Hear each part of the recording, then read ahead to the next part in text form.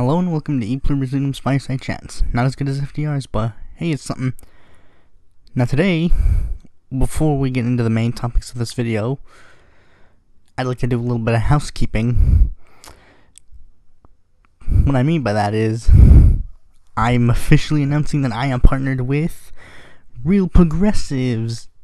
There's a link to the website somewhere. It'll be in a card or in the description. So what is Real Progressives? It's a kind of like a news site with a progressive stint. They, post, content, much like the Young Turks. I hope to be kind of like the Kyle Kalinske of Secular Talk. I'll have my own independent, videos and kind of stuff, but be partnered with them. This is nothing for financial gains, and the reason I got this, thing is actually kind of hilarious. You see, I just wanted to post an article that I had, which I will also include a link in the description, and I didn't receive the email, like the verification email to create an account. So I basically went to them directly and said, hey, why didn't I get the email? Turns out I put in the wrong email. Yeah, it's kind of hilarious. So anyways, I'll be partnered with them. Maybe you might see me in a stream of theirs or something. They might make an appearance on my program, I don't know. But anyways, now let's get into the news. Let's get right into the news. The first news story that I'm going to get into is something that I think is very, very important. Over 60 House Democrats are forming a Medicare for All caucus. This is an older version of the story because the number has grown to exactly 70. After years on the fringe, Medicare for All is becoming a central plank of the Democratic Party. Dozens of the congressional Democrats are set to announce the formation of an official Medicare for All caucus on Thursday, according to a source familiar with the plan. Now, what are my thoughts? I love it. The fact that there is a Medicare for All caucus is a good thing. Well, the fact that it is just a small caucus is kind of a bit troubling, but, I'm not going to look a gimped horse in the mouth. There's going to be a Justice Democrats caucus soon, which I thought that has already been technically made. Wikipedia said that it's been made for a while. But anyways, some of the members that are in there are, kind of no-brainers, like Raul Grijalva, Ro Khanna, Pramila Jayapal, who is the co-founder and co-chair of the party, alongside,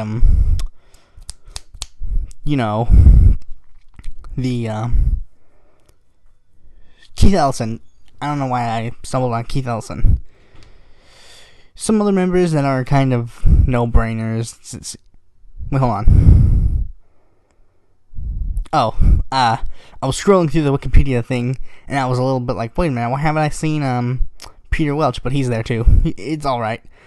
But there is one thing that I have to bring up. There's one state that you'll notice doesn't have any members, at least as of the recording of this episode. North Carolina. No North Carolina representatives.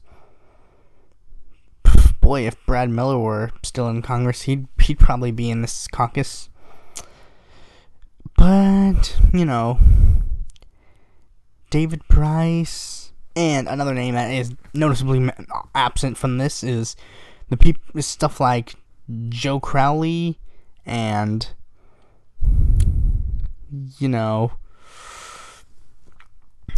Nancy Pelosi. No senators have made a formal announcement to be part of the caucus yet, surprisingly. I was expecting maybe Sanders, but I mean, it's usually because congressional caucuses they usually stay in the House and never really go to the Senate. Now, for example, the Congressional Progressive Caucus, Sanders is the only senator to officially say that he's a member, and he's technically not an actual member. He's just a member in name only. But, it's good. I want to see Medicare for all be, a thing that we, do. Universal healthcare is a good idea. There's some names on here that I'm gonna look into, because a lot of them have been recently, like, they haven't been saying anything about Medicare for all, and now all of a sudden they are. It just seems a bit like raising my eyebrow.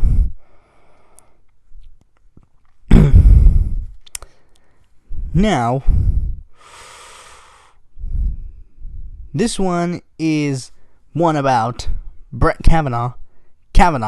Watergate tapes decision may have been wrong. Supreme Court nominee Brett Kavanaugh suggested that several years ago the unanimous High Court ruling in the 1974 that forced President Richard Nixon to turn over the Watergate tapes leading to the end of his presidency may have been wrongly decided. Kavanaugh was taking part in a roundtable discussion with other lawyers when he said that 3 different points in the discussion that U.S. v. Nixon, which marked limits on a president's ability to withhold information needed for a criminal prosecution, may have come out the wrong way.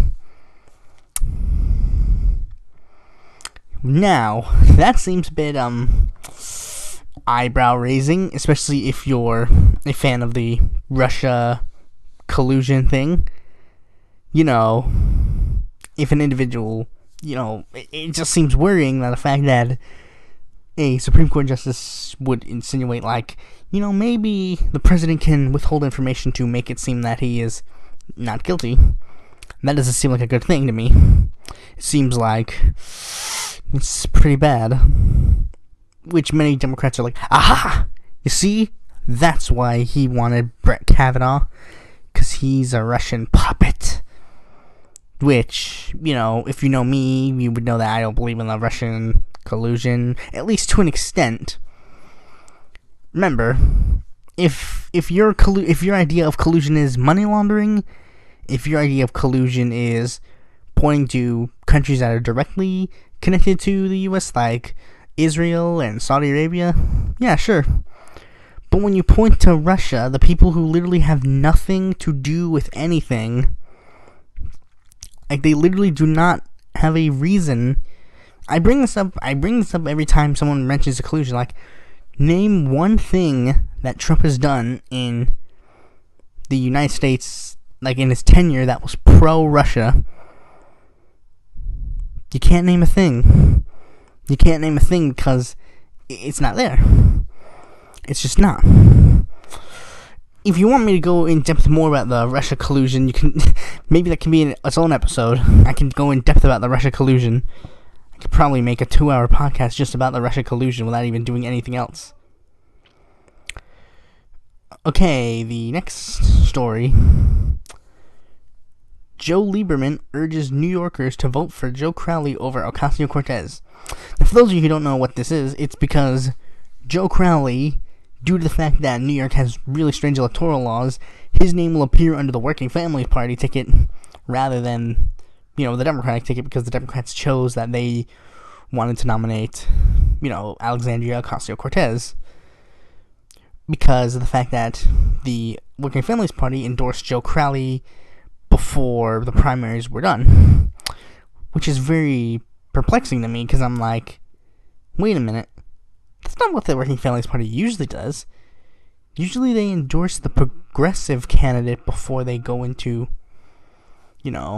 endorsing the corporate Democrat. But, I guess they were kind of like Ro Khanna. They're like, he did one progressive thing, ergo he's alright in our books. But that's not the thing. You see, here's the reason why he doesn't like it. Joe Lieberman, an ex-senator with personal experience coming back after losing the primary challenge, is urging New Yorkers to vote for Rep. Joe Crowley, the longtime Democratic incumbent who lost the progressive Alexandria Ocasio-Cortez in an upset that sent shockwaves through the Democratic establishment. Ocasio-Cortez's victory seems likely to hurt Congress, America, and the Democratic Party. Lieberman, a Connecticut independent, wrote in the Wall Street Journal op-ed. He encouraged voters to support Crowley, whose name, as of now, though a quirk of New York electoral law, will appear on the ballot in the nominee of the Working Families ticket. Now,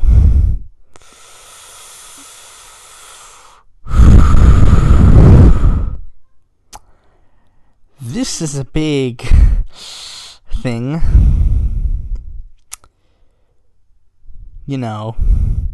Because, Crowley, he seemed like, here's the thing about corporate Democrats.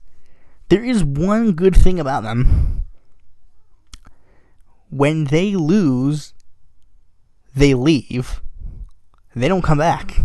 Since they adamantly believe in the spoiler theory, they don't try to come back. They don't attempt to come back.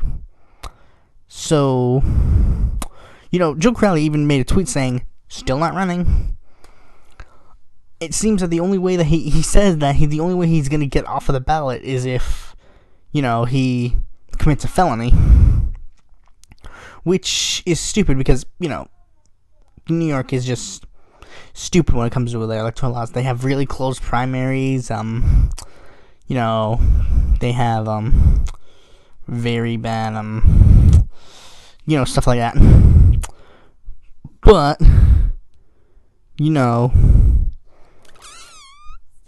there's one big thing about Joe Lieberman.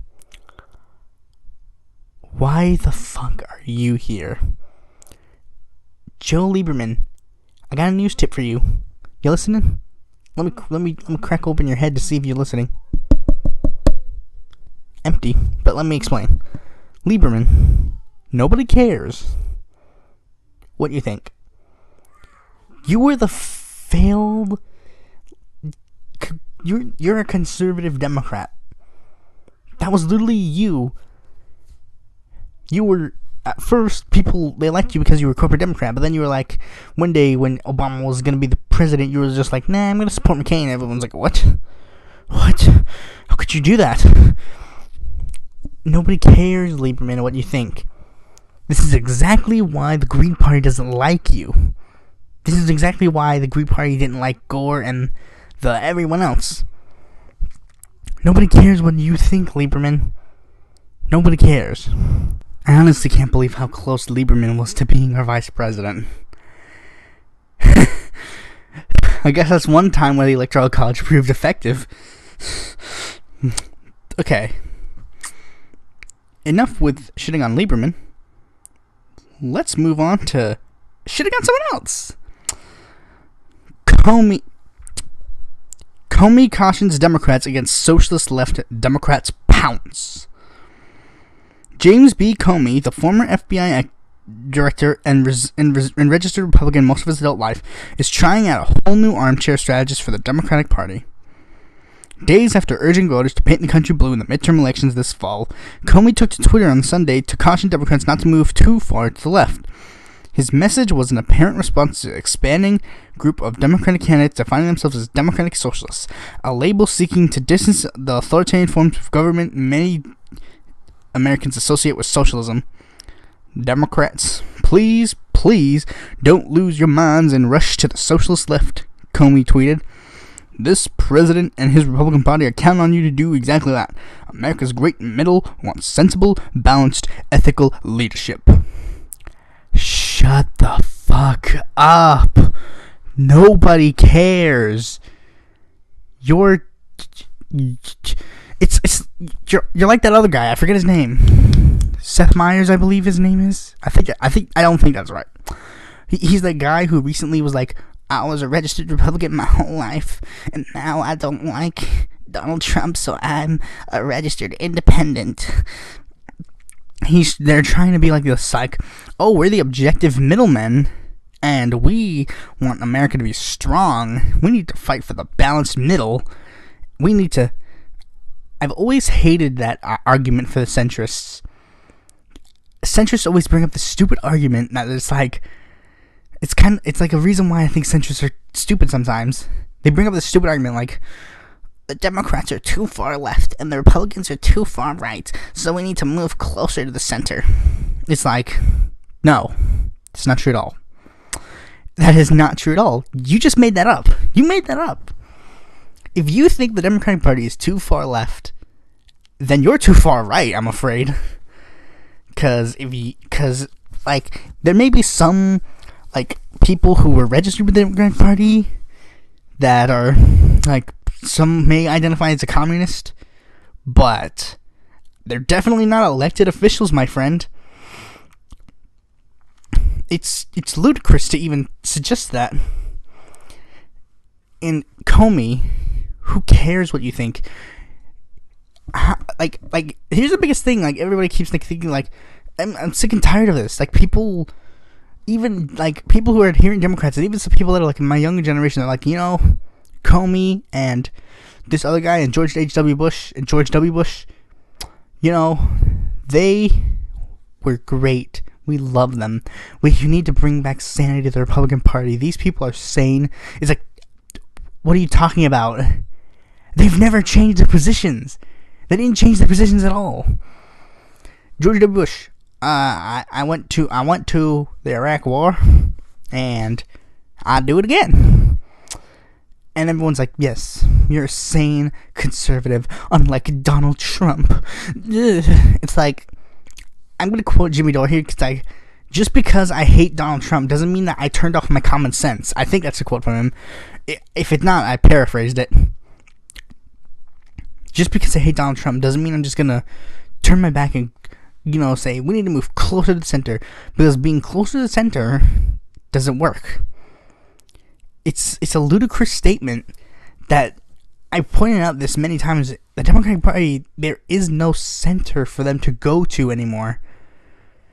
Back in the 1940s, FDR, and then Harry Truman, when we went too far left with FDR, we need to move further to the center. Move to the center. Oh, Adlai Stevenson, you're kind of progressive. John Sparkman, you're staunch conservative. We got to keep this, ticket placed in the center. Oh, we gotta move closer to the center. Closer to the center. Closer to the center. To the point where Clinton makes it a talking point. But Clinton, you didn't have to make it a talking point. Calling yourself a left-wing Democrat would have been a talking point. It's like John Delaney, who actually will kind of skim to him in this topic, because it's not really important to the topic, but like, he's like, I'm a centrist Democrat running to be the, new conservative, yes, kind of conservative, but like, it's ludicrous. Why?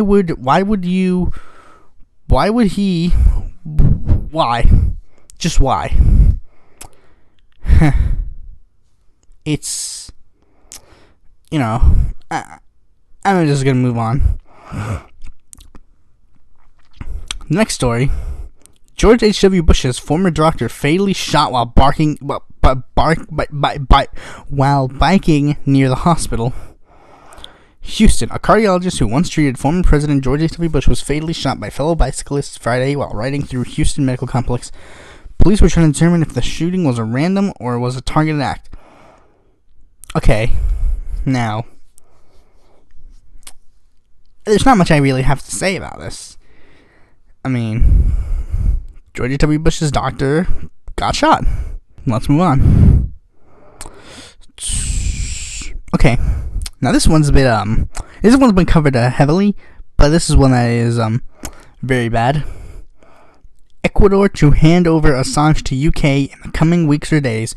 Own source tell RT's editor-in-chief. Ecuador is ready to hand over the WikiLeaks founder to the UK in the coming weeks or even days. RT editor-in-chief Martiga Simonin stated, citing her own sources. So basically, the road has come to an end for Assange, I'm afraid.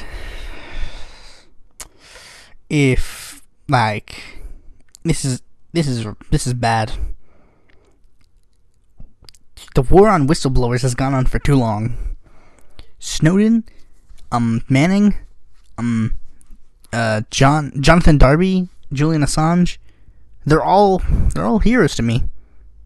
And the fact that Darby's literally the only one that seems to have like a good life. Manning is now suicidal. And I think Manning was actually tortured. I believe I heard it on like the Jimmy Dore show that Chelsea Manning was actually tortured. Snowden is in Russia and can't come back. Assange was in Ecuador and couldn't go back to his homeland. And now they're gonna just throw him in prison? This is nonsense. We need to fight against this. Assange is a hero. No doubt about it. I'm there's literally no question about it. You may not like something in his personal life, but who cares? He's doing things that, like, think about it. Who has the most journalistic integrity? The person who's never had to retract a single thing that he has posted, or people who, cover literally everything except for poll numbers regarding actual candidates that people like. I mean, Trump has a point when he says that CNN is fake news. But then again, like, pretty much every single major news company in America is fake news.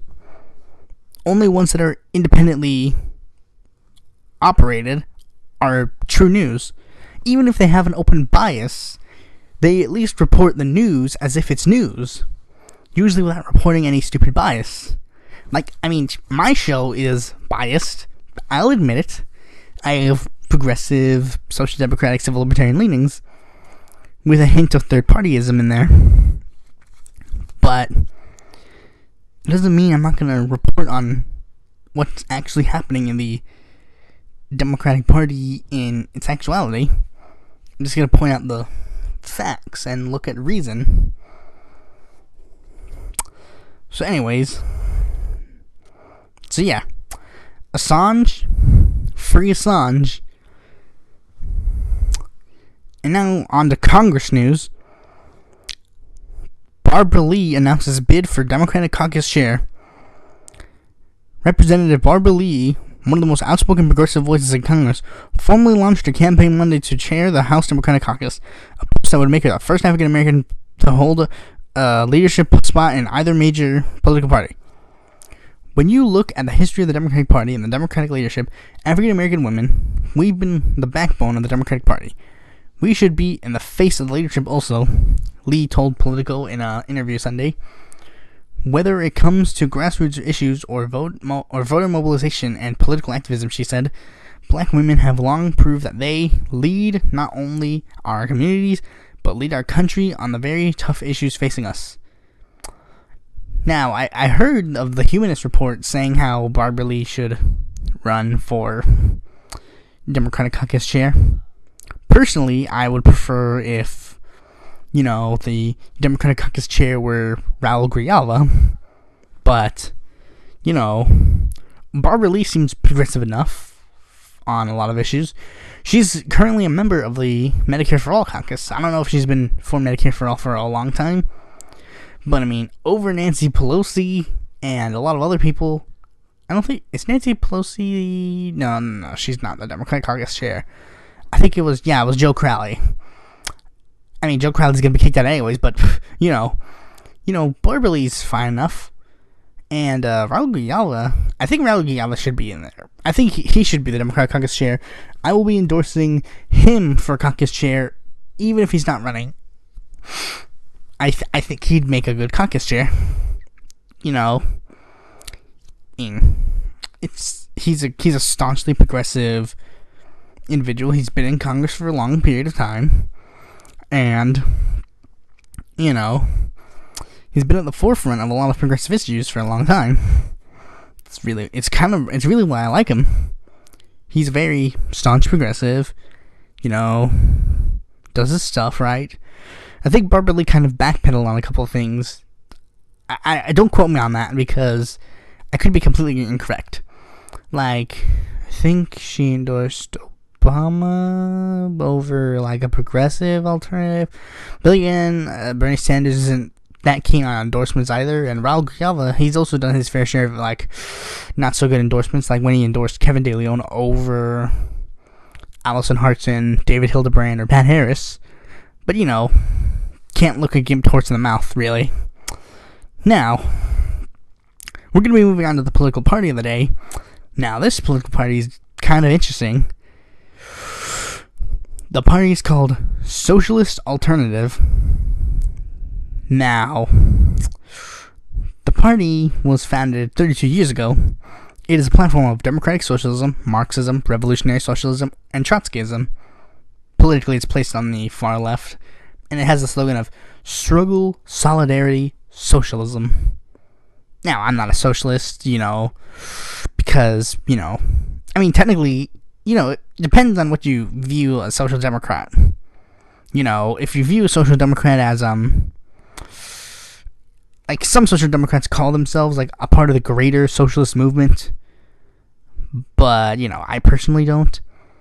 And if you do view social democrats as part of the socialist movement and part of the greater socialist movement, we're basically socialists that like money too much.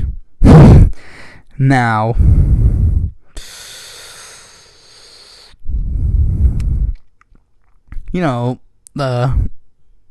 it pretty much wants a mass workers' party. It would draw together workers, young people, activists from workplace communities. Like, they basically want to create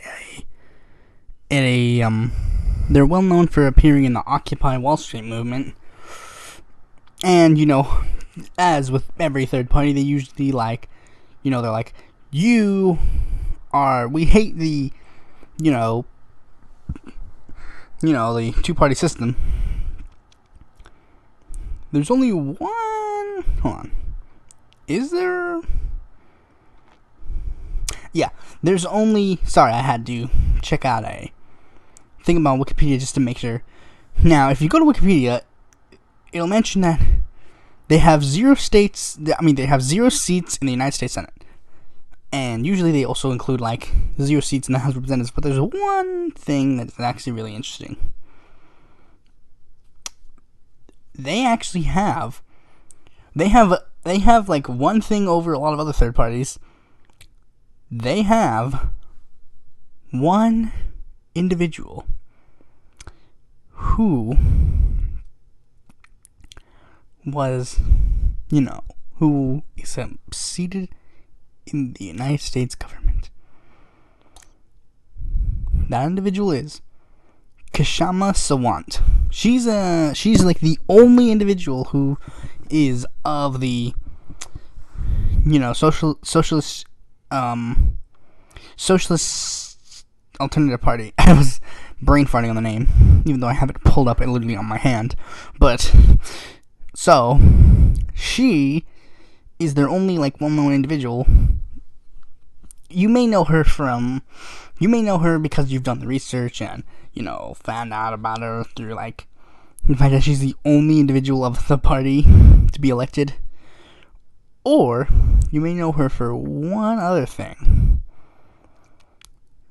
You may know that you may know of the famous or infamous, depending on who you talk to, internet personality by the name of Ben Shapiro. Ben Shapiro, he had a debate with Kshama and about the minimum wage, and depending on your viewpoint, he either won or lost the debate. Depending on, I haven't seen the debate in its entirety. The only actual thing of the debate that I found was one that I literally only showed Ben Shapiro's points because but the internet likes to suck Ben Shapiro's dick. But that's neither here or there. The only person who wants to suck his dick really is his wife. Yeah, mind you, she's a doctor. She's a doctor, everybody. She's a doctor. I don't know why I gave him a gay, flamboyant Jewish accent. It's because that's who Ben Shapiro is. Oh, fight me, bro. Just kidding. Don't fight me. You have a lot more fans than me. You're going to kick my ass. But anyways, now we're going to go on to the topic of this video. The 2020 election. Well, the 2020 election is rather interesting. You may or may not know about, Like, I mean, it's gonna be like the 2004 election a lot. This election was so controversial that people are literally like, they want 2020 to be a do-over. Much like with 2004. It's like, this was so bad we need a do-over to fix this. Now, there's a lot of speculation for 2020 candidates. And this is kind of a new story, but like, CNN actually, because there's, like, for the Republicans, people don't seem to pay attention because it's like, oh, he's the incumbent, he's a shoo-in. But there's another end. But with the Democratic Party, there's been a lot more speculation. First, I'm going to go over a couple of candidates that have either joined since then, or the ones that I haven't gone over in the last episode. First, we're going to start with the Libertarians. I've briefly went over him in a previous video, but it's fair to bring him up again. Arvin Vohra, former vice chair of the Libertarian Party, is seeking the Libertarian Party's nomination for the 2020 election. What are my thoughts? Well, not particularly a fan of Arvin Vohra, because he is a possible child molester. My Libertarian Party video goes in depth on why he is perceived to be a child molester, or at the very least a pedophile who hasn't molested any children. But anyways, now onto the Democratic side. First, there's one individual who, I didn't get to mention in the might run, a person who said he might run, Jeff Merkley. He's the senator from Oregon. I'm kind of growing on Merkley because he's the only Democrat to have in the Senate to have the balls to endorse Bernie Sanders. Knocking on Elizabeth Warren because she don't got no testes. But in the actual announced candidates, one that I missed because he's not that important truly is Willie Carter. He's a perennial candidate who ran in 1996, 2000, 2004, 2008, and 2016. He's kind of a cuckoo crazy land kind of politician. There's not really much to be said. He's never going to be anywhere in the election. But he might appear in the lesser-known Democrats forum.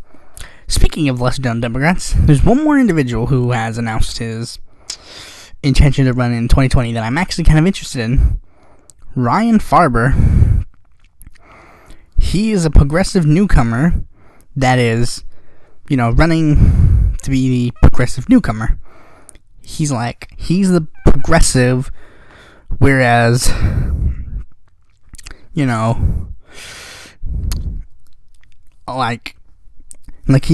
platform calls for stuff like, Medicare for all, $50 minimum wage, fighting climate change, etc.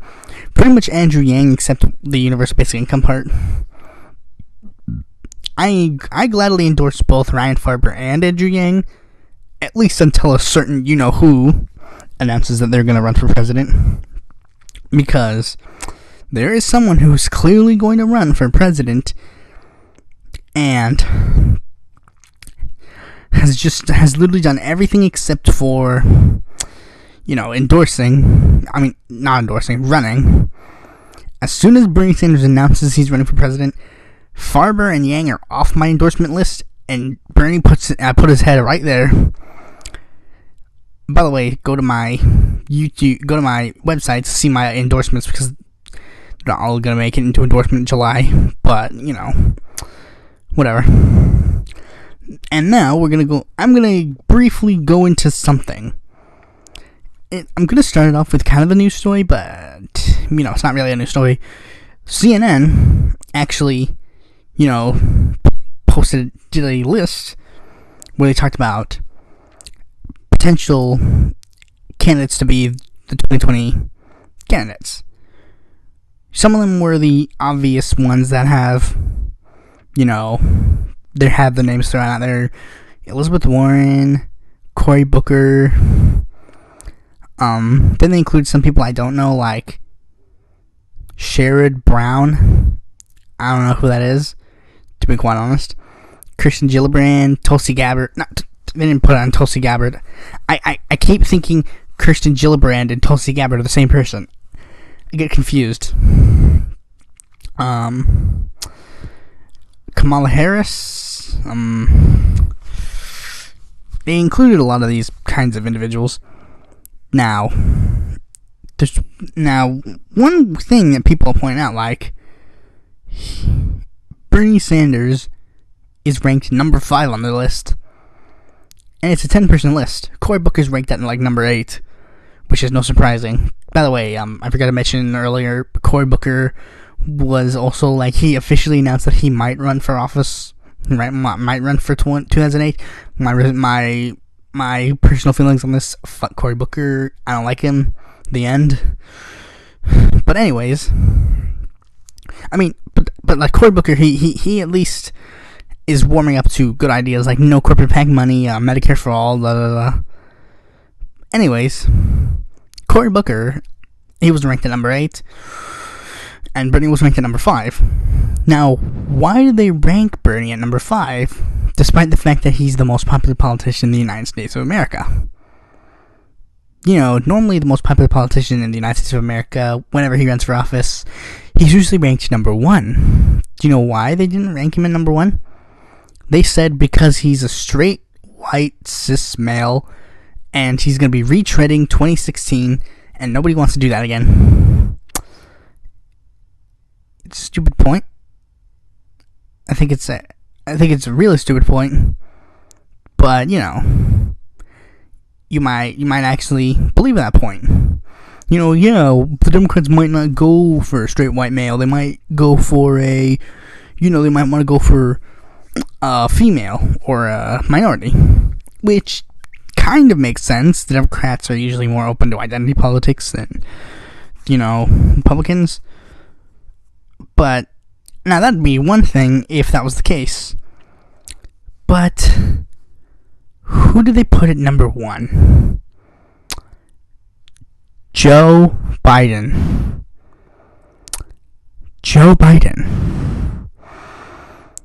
Why would you put Joe Biden? It makes no sense. Now you might be wondering, wait, what do you mean it doesn't make any sense that you put Joe Biden? Like, not only just because of this list, it's like, why would we put in a straight white male to be on the top of the list? They literally put Joe Biden in there, even though he's like, I've never made sense. Why do people see Biden as more viable than Bernie Sanders? I don't get it. Let me explain something.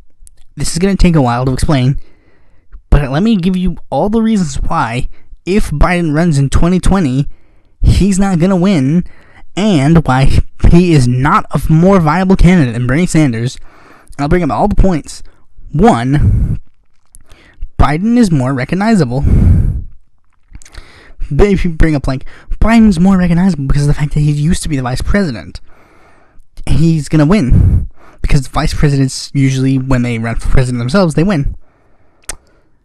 Now, they bring up people like Teddy Roosevelt. He was vice president before, and then he ran, and he won.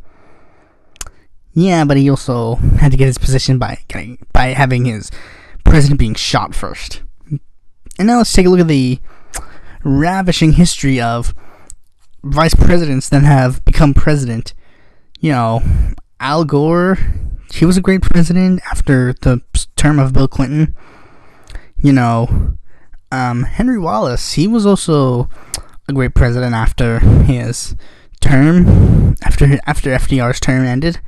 He was a really good president after that. Walter Mondale. Walter Mondale was a great individual. He was great. He won the Electoral College, really big, and... Wait a minute. No, they didn't.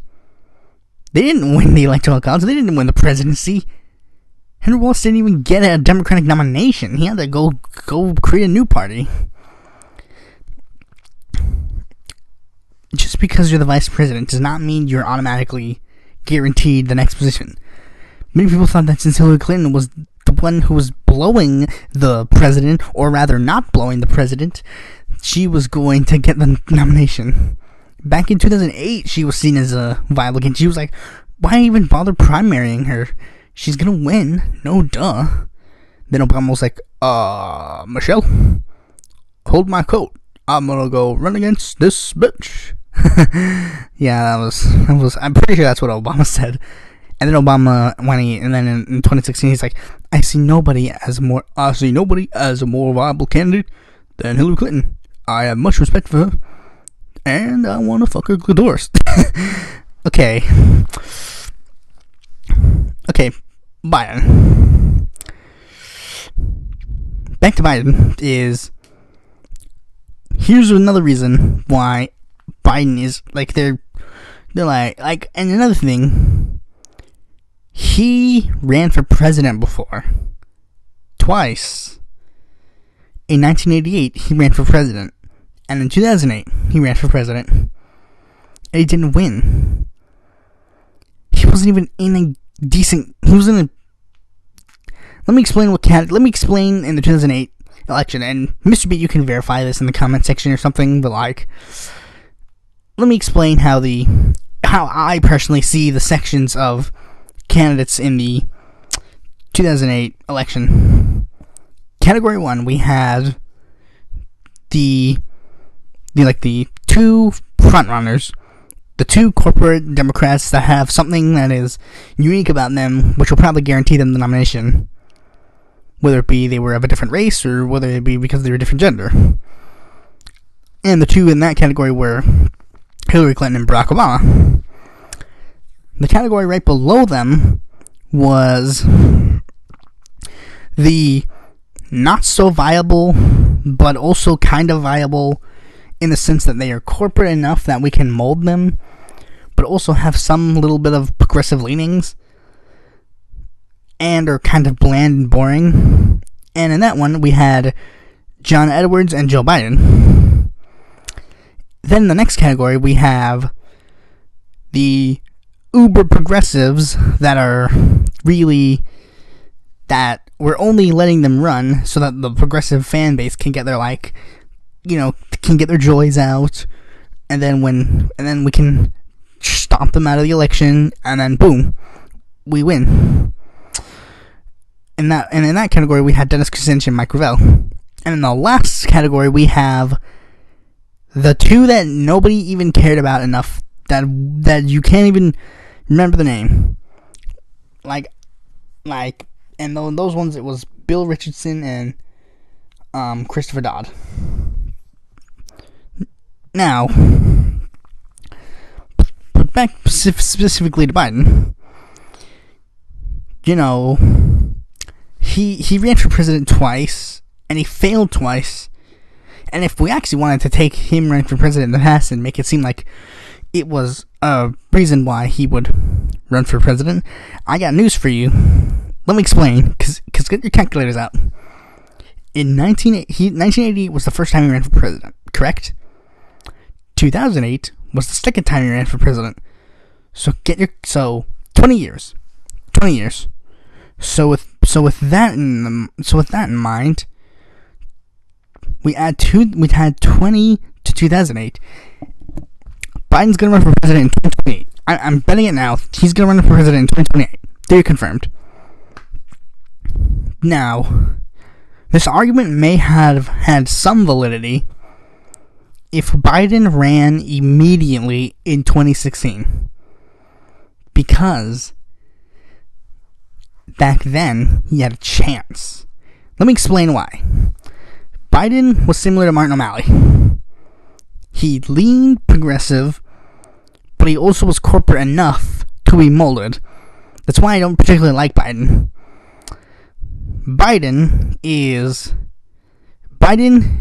People were like, if Biden was in the race, he would have stolen, and he would have quote unquote stolen enough votes away from the Bernie Bros and the Clinton cunts.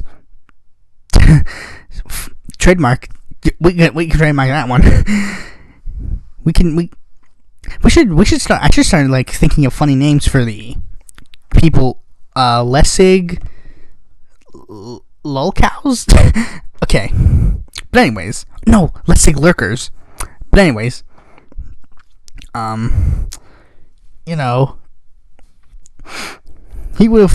He appealed enough to corporate Democrats that he would have probably gotten their vote, and he appealed enough to a little bit of the progressive base. Like, I have a friend who is who has like pretty much all of my political views, except for like a couple of minor differences. But you know, she really likes Joe Biden, and nothing wrong with that. I'm just saying, I don't like him. Debate me all you want, but here's the thing.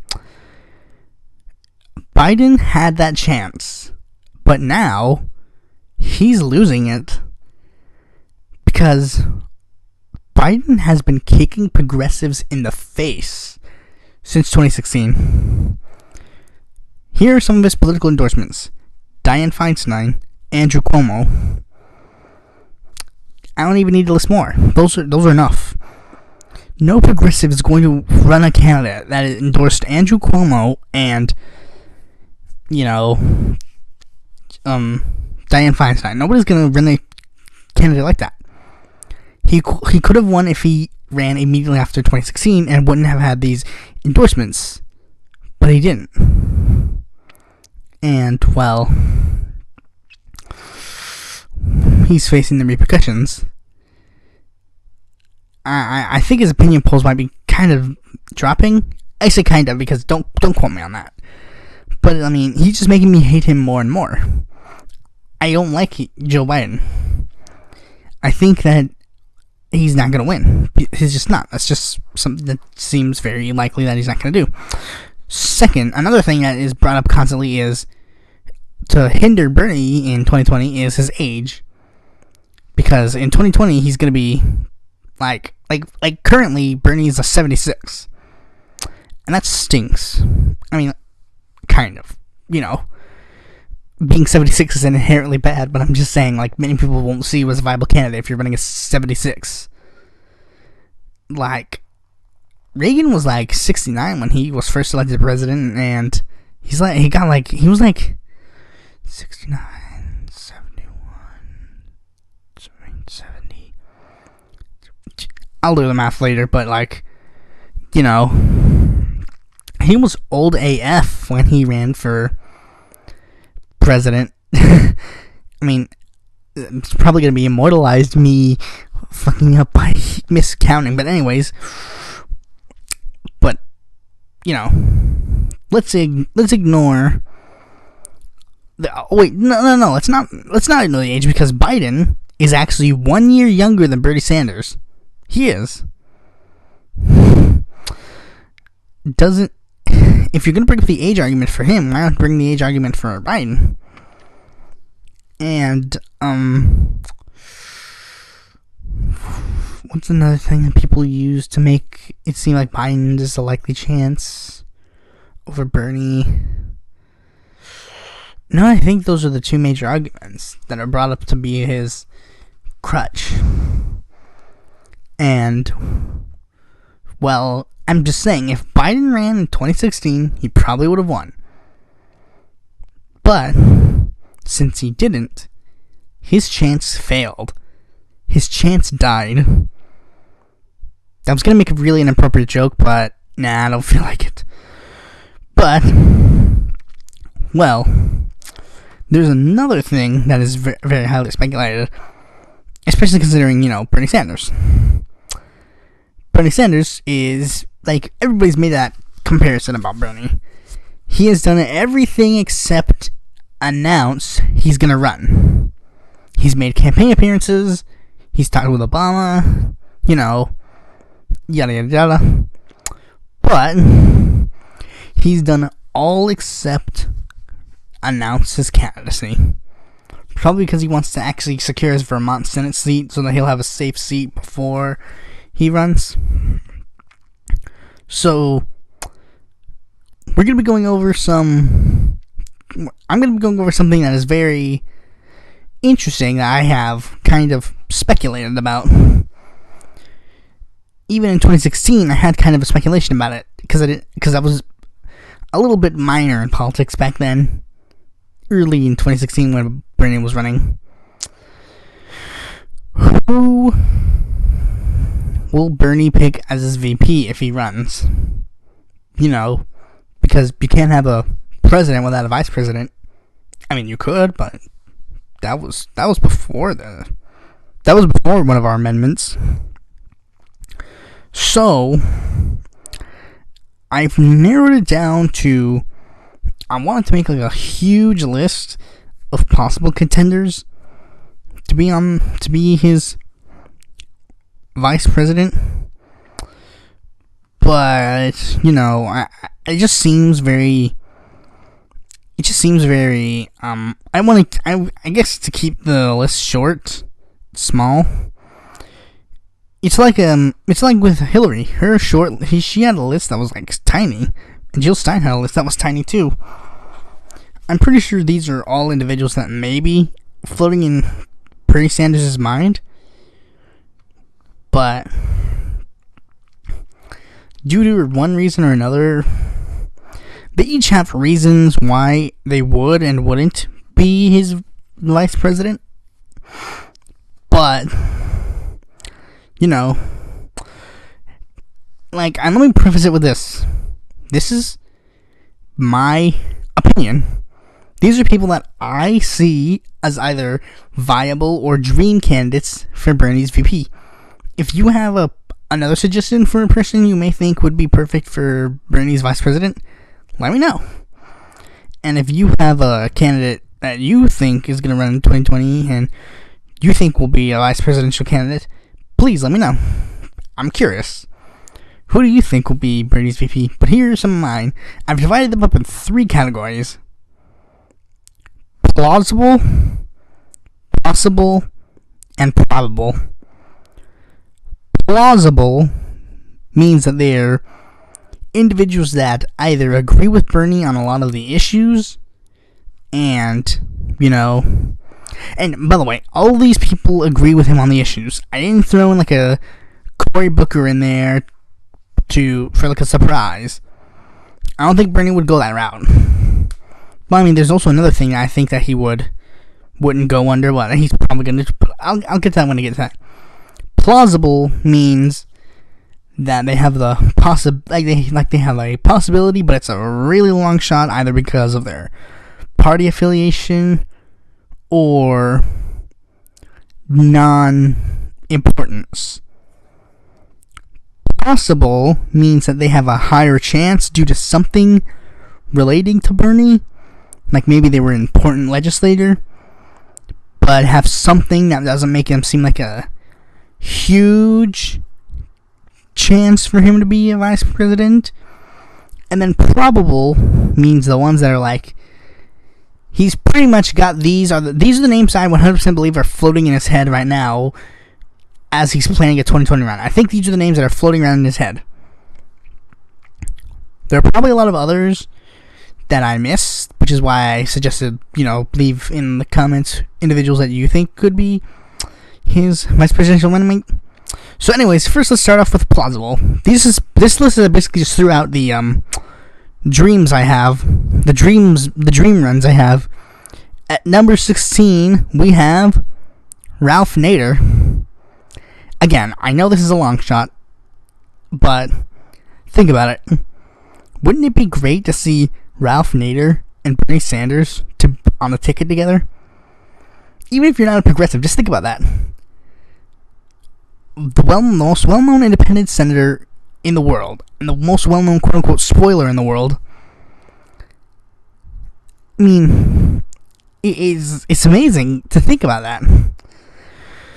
Especially considering Nader has given Sanders a lot of praise.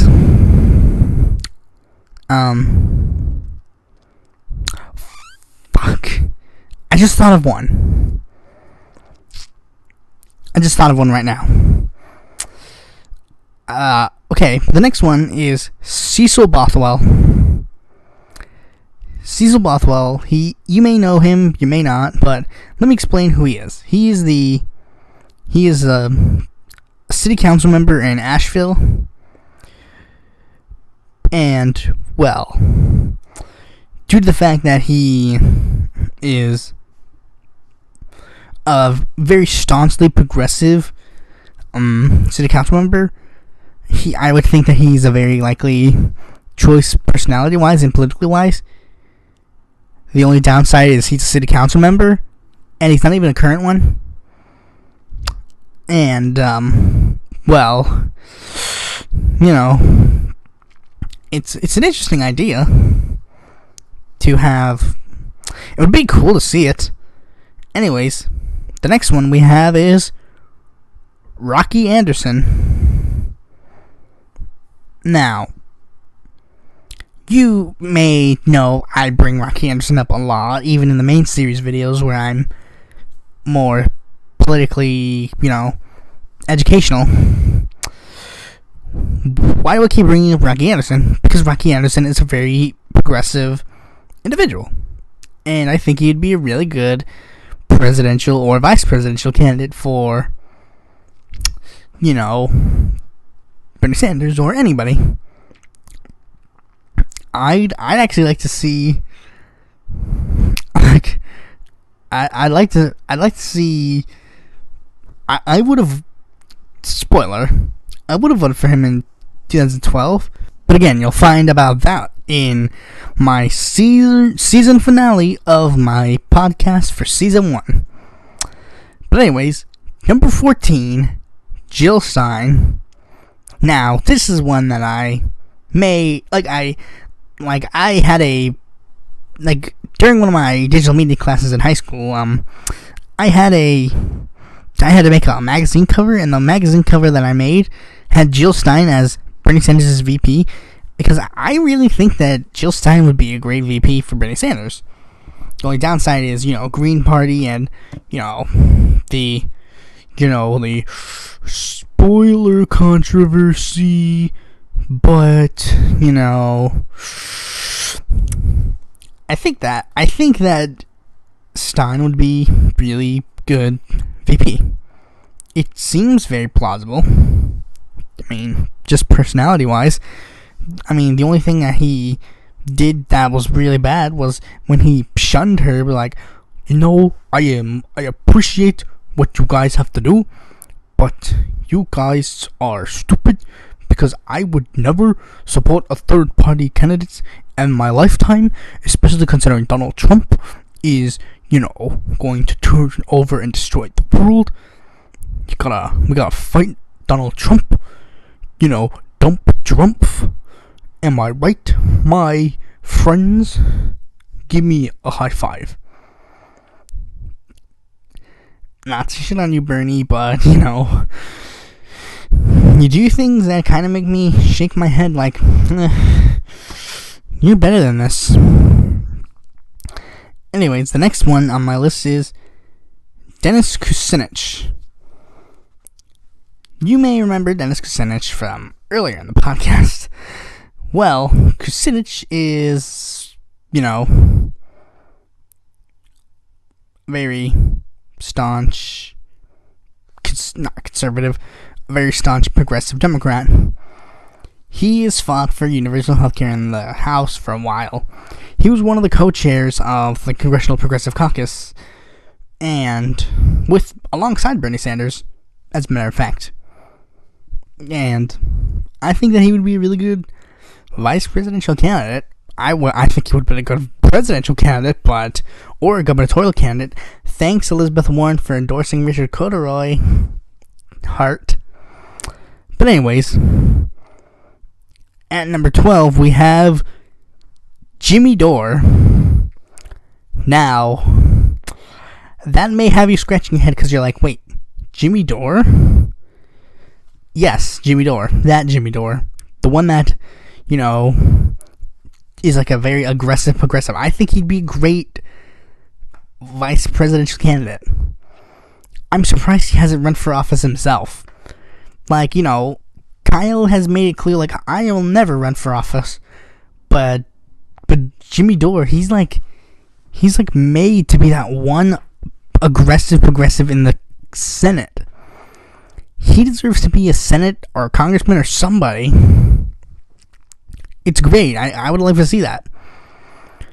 And lastly, and the last one for the plausible candidacy, we have Ryan Bryce. Who is Ryan Bryce, you may ask? Ryan Bryce is a individual who he's like running for Wisconsin's first congressional district to replace Paul Ryan. But there's one major thing, like he's one of the very few candidates in the 2018 midterms to receive an endorsement from Bernie Sanders. So that's why I believe that he would be a good candidate. And now we're on to the possible VPs. These are the ones that, like I said, are more likely than the other ones in the bottom due to something, but, not to shun them completely. These are more likely than the plausibles. This is basically where I dumped, a lot of the ones who, the politicians who either don't have presidential ambitions or don't seem like that they'd be good for presidential politics. And at number 10, we have Troy Garcia. Who's Troy Garcia, you may ask? He's an individual who's running for Congress. He was a prominent Bernie supporter in the 2016 election and is he says he's a staunch progressive, but here's the biggest problem. Here's something about Troy Garcia that I really don't like. I've tried telling him this multiple times. I want to put him because Bernie endorsed him, and I want to put him on my endorsement page on my website. Except for one small problem. You go to his website, you go to his campaign website. There's not a single word about his platform on that website. When you run for office, the one thing people expect you to have is a platform. I guess Troy Garcia doesn't have it. The only platform position I've seen him actually espouse is Medicare for All. And that's a good platform base, but I can't just go, this guy supports Medicare for All, and that's it. I need to know where he stands on the other issues, because for all we know, it could be Medicare for All and killing all the gays. I'm pretty sure that's not what his platform actually is, but, Troy needs to explain what his platform is to his voters. And me, because I'll never have a chance to vote for him because I don't live in his district. But anyways, at number 9, we have Alan Grayson. Boy, Alan Grayson, the original aggressive progressive. Now, I believe he'd be a good candidate because of multiple reasons. The famous Bacon speech, and he's a really staunch progressive, and apparently he's the only individual who passed more legislation in the House than Bernie Sanders, which is a good thing because it shows that he can get things done. And, well, it's, so much he was actually taunted for, a presidential run in 2012. I mean, need we not forget this classic gem? What the Republicans have been doing is an insult to America. They've been dragging their feet. These are foot-dragging, knuckle-dragging Neanderthals who think they can dictate policy to America. Yeah, Grayson should be at the head of the ticket at one point. But anyways, the next person who is a plausible candidate is Peter Welch. Peter Welch is a candidate that I learned about just recently, who is, you know how Bernie Sanders is a progressive, independent Jew? You see, replace independent and with Democrat, and replace Jew with Catholic. You got Peter Welch. That's literally the only difference. He represents Vermont's at-large congressional district, and I think he'd be a great candidate for the office of vice president. especially, like, and I keep forgetting, like, we think of the vice presidency as, like, kind of a secondary president, because literally we're just picking them in case the older one in case the top guy keels over. It's literally the only reason we pick vice presidents. The next candidate is Jeff Merkley. Again, he's kind of been growing on me. I think he'd be an interesting vice presidential pick. You know, the one senator that believed that I could win is coming with me to the White House. Speaking of, you know, like, of the possible VPs, there's one more individual that I think would be an interesting pick to be a possible VP. Now, this individual is a very staunch progressive, but the only reason why I don't see him as a probable one is because of one small thing. He just doesn't seem that interested in presidential politics. And that would be Raul Grijalva. He is the first member of the United States Congress to endorse Sanders. He's one of the most progressive candidates in the entirety of Congress. I think he'd be a great candidate to have as Sanders running mate. And now lastly, we got the probable VPs. We have 6 probables. These are ones that have at least somewhat of an interesting history. They seem very likely in the sense of something relating to policy and or something relating to Sanders. Okay. Let's start off with number 6. We have Keith Ellison. Now, Keith Ellison, you may or may not remember him. I covered him briefly in my Constitution Party video, or you may know about him in general. He is a staunchly progressive Minnesotan Democratic Farmer Labor Party member. He was like one of the very few. He was like the second. I believe he was the second member of Congress to endorse Sanders. He's like known for being like that. He's the first Muslim to serve in Congress. I didn't really care much about him until like recently. I guess I would say, but you know, he seems very he seems like a really good candidate to be vice president. I could see him in the office.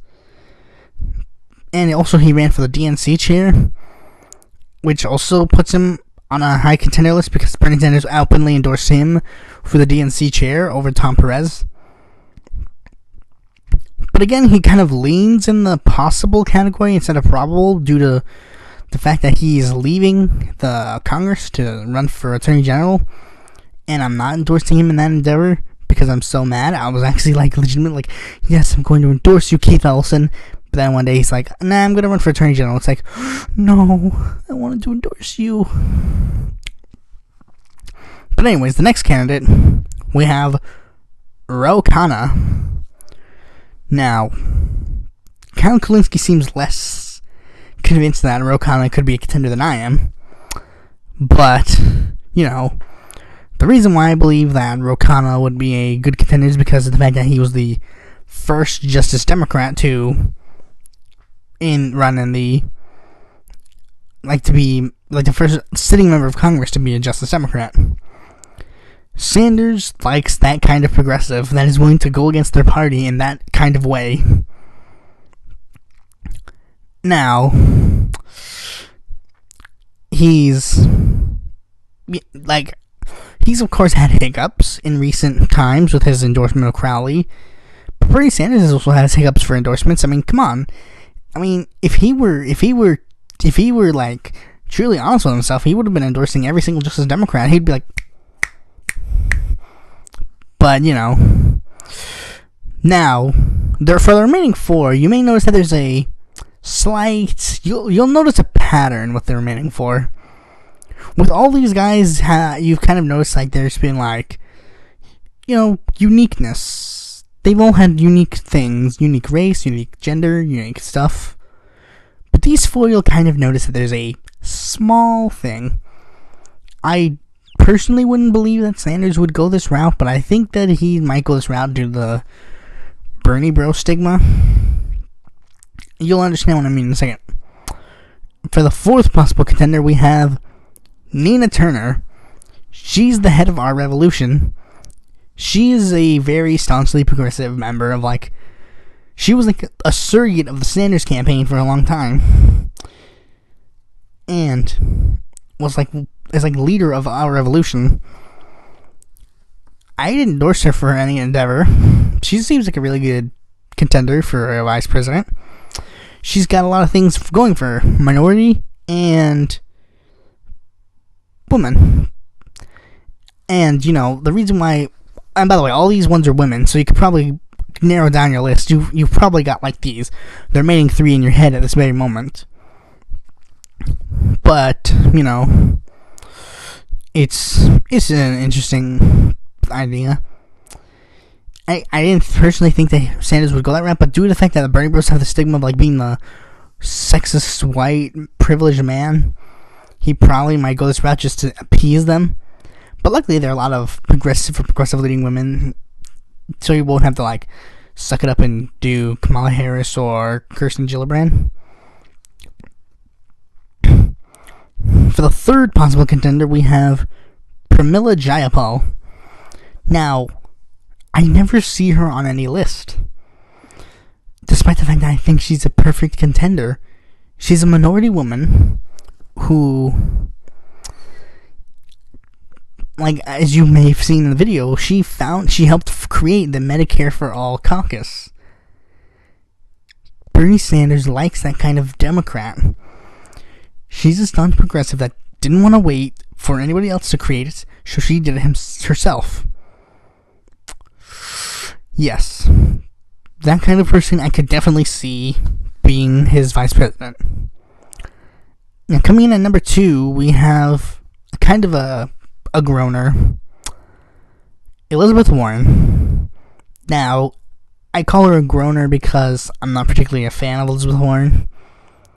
She kind of does the thing where she's like half corporate, half progressive, but every time that she needs to be like truly progressive, she'll go corporate. Except for votes. Like, votes, she'll gladly go with, you know, progressives. But when it comes to actual, like, backbone and kind of stuff, she will go corporate. Like, with the Bernie Sanders being rigged in the primaries, many of the people on this list openly are like, yeah, he was definitely rigged. But Warren's like, did I say rigged? I meant jigged, because he got jiggy with it with Hillary with this super fair contest they were having. And it's just ludicrous. I don't think that it's truly that kind of a... It's very unlikely that... Like, thankfully, there's one thing that kind of might disqualify her. The fact that she's white. And don't give me that whole... But dude, she's part Native American. Yeah, sure. Well, I mean, not gonna deny that she's Native American, but, you know, she doesn't look the part. You can't really make the claim that you have Native American heritage when you don't really look the part. I mean, you can make the claim, but when someone says, no, you're not a Native American, don't get a little pissy. And lastly, this is the person that I think has the highest chance of being Bernie's VP. So much so that in the 2016 election, many people actually chose her to be the VP in the hypothetical scenario where Bernie was running. Drum roll, please.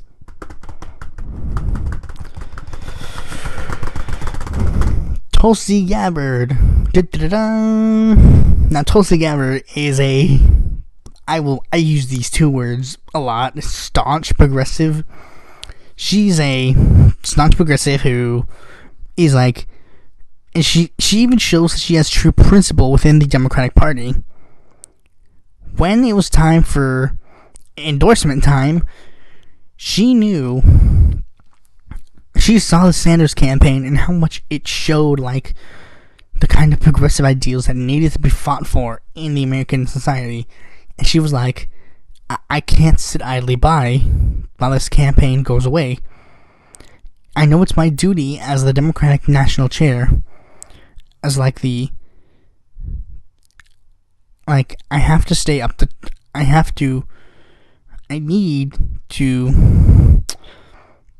just gotta endorse him. But she can't do that, but she couldn't do that because she was like the vice chair of the Democratic Party. So, she had to do one thing. She had to resign as vice chair because she knew she couldn't stay silent about him. She knew she had to endorse him.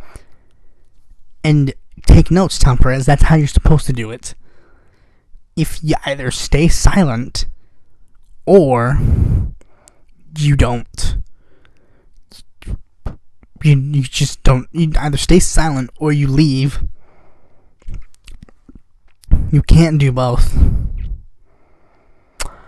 But anyways, who do you think will be Bernie's VP? Let me know in the comment section below.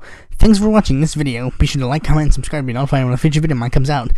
If you have any other question, if you have a question, please also let me know in the comment section below. I'd like to hear it and possibly answer questions at the end of the show. And by the way, if you happen to be interested in actually being on the podcast, I'm going to give that feature away to you for free. Follow me on Twitter, go to my website, check out my Facebook, go check out my articles on realprogressives.com, go to my Quora account and ask me a question through Quora. Anyways, that's all for today, and be sure to stay tuned for the last episode of the podcast to find out who I would have voted for in every single presidential election in United States history.